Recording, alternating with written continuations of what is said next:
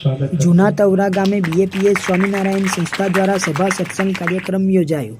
બીજાના ભલામાં જ આપણું ભલું પ્રમુખ સ્વામી મહારાજનું જીવન મંત્ર પર વિશેષ સભાનું આયોજન કરવામાં આવ્યું. સભામાં બીએપીએસ સ્વામિનારાયણ સંસ્થા દ્વારા સમગ્ર વિશ્વમાં થઈ રહેલી સેવાકીય પ્રવૃત્તિઓનું વર્ણન કરવામાં આવ્યું હતું.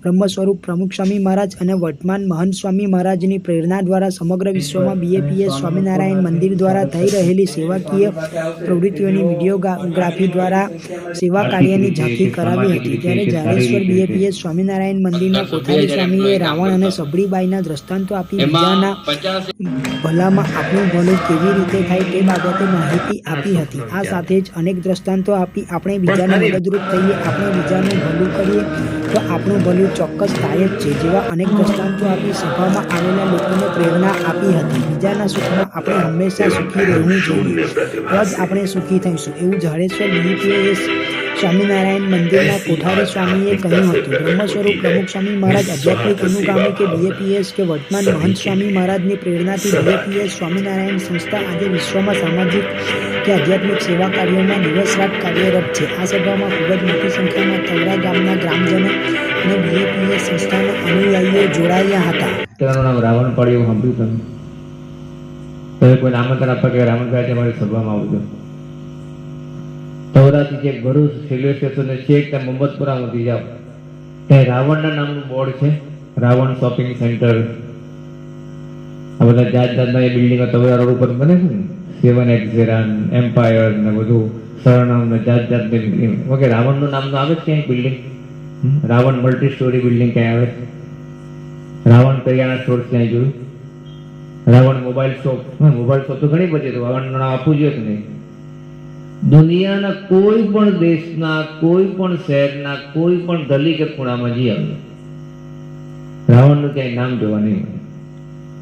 અને સબરીબાઈ સીધા ભરૂચમાં આમ દાખલ થાવ હાઈવે પરથી પહેલી સ્કૂલ કઈ આવશે?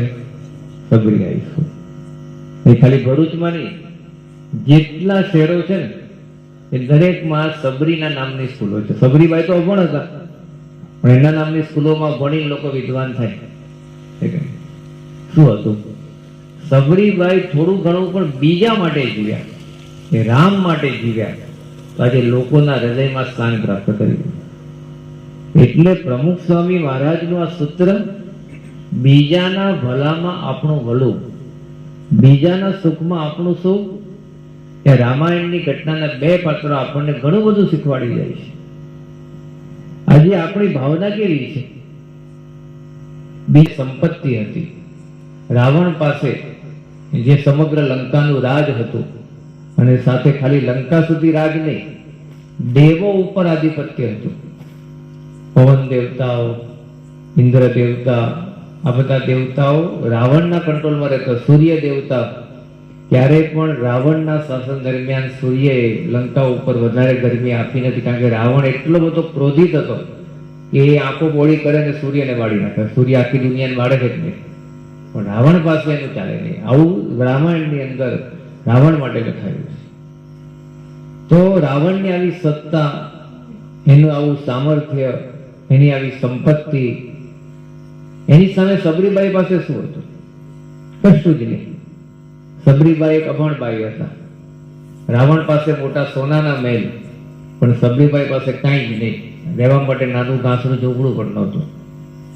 એ જંગલમાં દિવસો પસાર કરતા હતા. રાવણ તો વિદ્વાન હતો, ભણેલો હતો, સબરીબાઈ તો અભણ હતા. તો આમ જોવા જઈએ તો રાવણ અને સબરીબાઈના ક્વોલિફિકેશનમાં આસમાન જમીનનો તફાવત છે. પણ રાવણ કેવળ પોતા માટે જીવ્યો, એને કેવળ પોતાના સુખનો વિચાર રહ્યો, પોતાની જ સત્તાનો વિચાર રહ્યો, પોતાનો જ સ્વાર્થ કેન્દ્રમાં રહ્યો. તો પરિણામ શું આવ્યું? રાવણનો તો નાશ થયો, પણ એના સ્વાર્થને પરિણામે સમગ્ર લંકાવાસીઓ પણ ધીમે ધીમે નાશ પામ્યા. અને એટલું જ નહીં, આજે એ ઘટનાને 21 લાખ વર્ષ થયા. રાવણને કેટલા યાદ કરે છે તમે જુઓ. રાવણ નામ તમે તવરા ગામમાં ક્યાંય જોયું?